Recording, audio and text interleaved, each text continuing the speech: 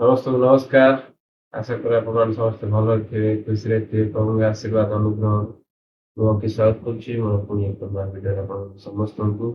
ଆଉ ଆଜି ଆପଣମାନଙ୍କୁ ବହୁତ ଗୁଡେ ବଢିଆ କଥା କହିବି, ଲାଷ୍ଟ ପର୍ଯ୍ୟନ୍ତ ଭିଡ଼ିଓଟି ଦେଖନ୍ତୁ।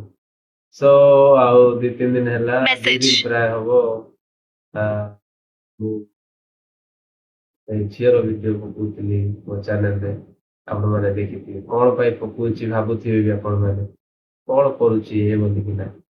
ଆକ୍ଚୁଆଲି ଆଉ ମୁଁ ତାକୁ ପ୍ରଭୁଙ୍କ ବିଷୟରେ ଶିଖଉଥିଲି ଆଉ ଜଣଉଥିଲି ଏମିତି କିଛି ଆମର ପ୍ରଭୁଙ୍କର ଏମିତି କିଛି କଥା ଅଛି, ଏଭଳିଆ ବିଷୟ ଅଛି, ପ୍ରଭୁ କେମିତି କଣ କରିଛନ୍ତି ଜଗତ ପାଇଁ, ଏଗୁଡା ସବୁ ତାକୁ ମୁଁ ଡେଲି ଶିଖଉଛି।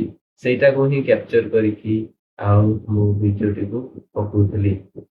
ସୋ ଆଜିର ମୋର କୋଶ୍ଚିନ୍ ଆପଣମାନଙ୍କୁ ଗୋଟେ ବହୁତ ବଢିଆ କୋଶ୍ଚିନ୍ ଆପଣମାନଙ୍କୁ ପଚାରିବି। ଆପଣମାନେ ଯିଏ ବି ଦେଖୁଛନ୍ତି କମେଣ୍ଟରେ ନିଶ୍ଚୟ ଆପଣମାନଙ୍କର ରାୟ ଦେବେ।